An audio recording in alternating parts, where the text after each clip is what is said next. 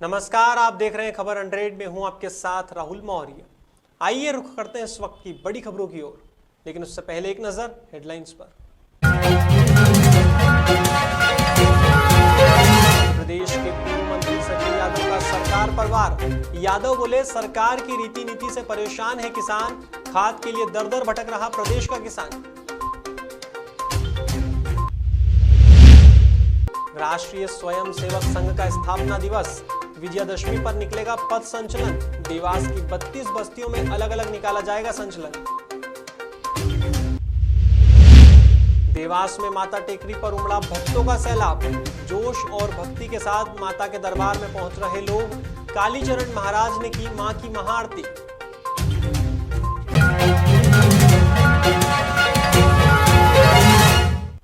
विगत दिन डीएपी खाद की कमी को लेकर पूर्व कृषि मंत्री सचिन यादव ने सरकार पर निशाना साधा है।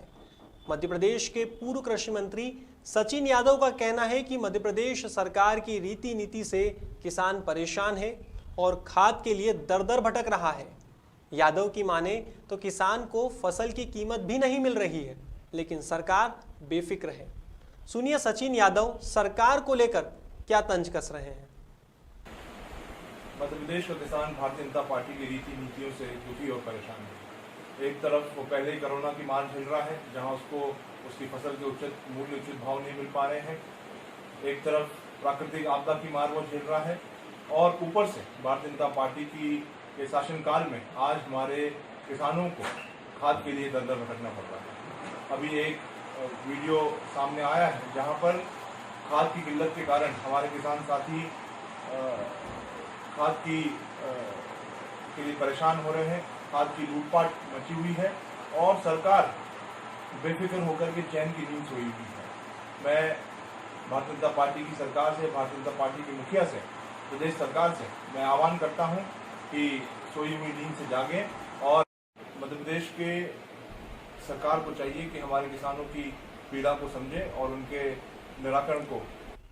आगामी विजयादशमी के पर्व और राष्ट्रीय स्वयंसेवक संघ के स्थापना दिवस पर पथ संचलन निकाला जाएगा। संघ की माने तो 15 अक्टूबर को निकलने वाला पथ संचलन कोरोना गाइडलाइन का पालन करते हुए निकाला जाएगा।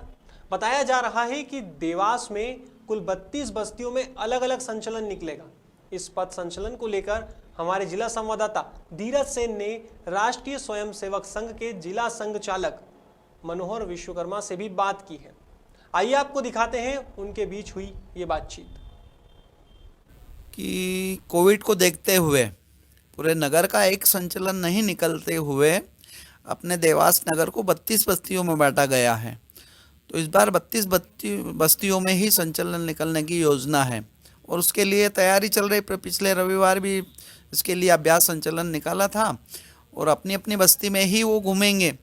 ऐसी योजना है, इस बार संघ की योजना है कि बस्तियों में ही संचलन। बस्ती के कार्यकर्ता जो भी हैं, जिनको सूचना नहीं, नगर में ही आते थे, जिनका स्वभाव है बहुत कम आ पाते थे, जिनको सूचना नहीं हो पाते, पुराने स्वयंसेवक हैं, उनसे भी आग्रह है कि अपनी बस्ती में जाकर उस संचलन में शामिल हों। ये मुंबई आगरा राजमार्ग पर एक कंपनी से मजदूर के लापता होने की खबर सामने आई थी। 3 दिन पहले लापता हुए मजदूर का अब शव मिला है। बताया जा रहा है कि सोमवार को कसरावत के चैनपुरा गांव में नर्मदा नदी से एक लाश मिली है, जो लापता मजदूर की बताई जा रही है। पुलिस की माने तो मृतक जगदीश औद्योगिक क्षेत्र निमरानी की राज इंजीनियरिंग कंपनी में काम करता था और शुक्रवार से लापता था।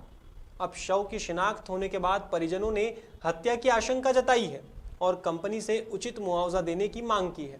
इसके चलते पुलिस ने भी इस पूरे मामले को संज्ञान में लिया है और जांच पड़ताल शुरू की है। कंपनी गए थे 5 से 6 के बीच में। कंपनी का कोई आदमी आया। अच्छा, कंपनी जाने के बाद आपको कब सूचना मिली? 10 बजे। क्या हुआ, किसने सूचना दी? विकास राजू ने। अच्छा, क्या सूचना दी थी? बोले जब इसका कंपनी गए। फिर आपको कैसे पता चला कि उनके वहाँ पर ऐसा हुआ है उनके साथ में? ऐसे कुछ घटना नहीं पता चली। रिपोर्ट ढूंढ रहे थे।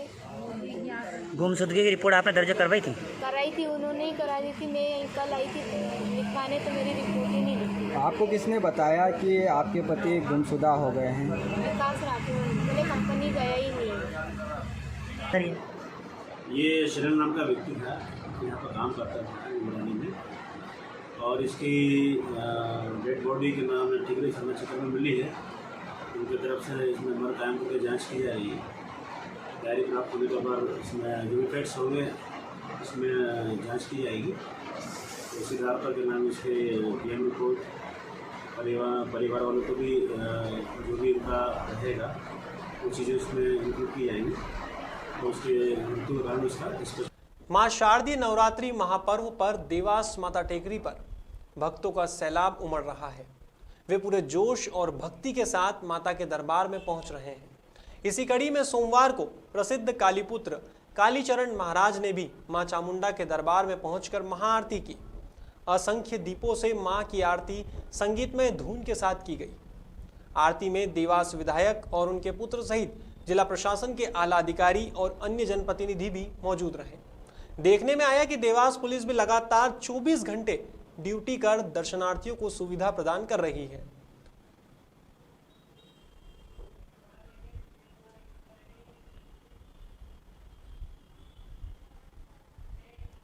बदनावर के तिलगारा गांव में मां महिषासुर मर्दनी मंदिर लोगों की आस्था का केंद्र है। मंदिर की स्थापना कब और किसने की, आज तक इसका तो खुलासा नहीं हो पाया है, लेकिन प्राचीन मंदिर होने के चलते लोगों की आस्था का केंद्र बना हुआ है। बताया जाता है कि यहाँ मां की प्रतिमा दिन भर में 3 रूप बदलती है। सुबह शिशु, दोपहर में यौवन और शाम को वृद्ध के रूप में प्रतिमा नजर आती है। यहाँ सभी ग्रामीण 21 कुंडीय सहस्त्र चंडी यज्ञ भी करते हैं। बताया जाता है कि इस तरह का यज्ञ सिर्फ उज्जैन और तिलगारा में ही होता है। ऐसे में नवरात्रि पर्व के दौरान यहाँ पर भक्तों की भारी भीड़ देखने को मिलती है। माँ महिषासुर मर्दनी का जो ये मंदिर अति प्राचीन है। बुद्धिजीवियों का कहना है कि यहाँ पर इस मंदिर की प्राचीनता बहुत पुरानी है। यहाँ पर किसी को, यहाँ तक कि वो जो बूढ़े लोग हैं उन लोगों को भी पता नहीं है कि मंदिर कितना प्राचीन है। विशेषज्ञों, यहाँ के जो बुजुर्ग लोग हैं उनका मानना है कि नवरात्रि में यहाँ पर माता जी की जो सवारी है शेर, वो भी आता है। हालांकि यहाँ पर किसी भी प्रकार का किसी नुकसान। फिलहाल खबरों में बस इतना ही, लेकिन खबरों का सिलसिला जारी रहेगा। आप देखते रहिए खबर 100, जनता की बुलंद आवाज।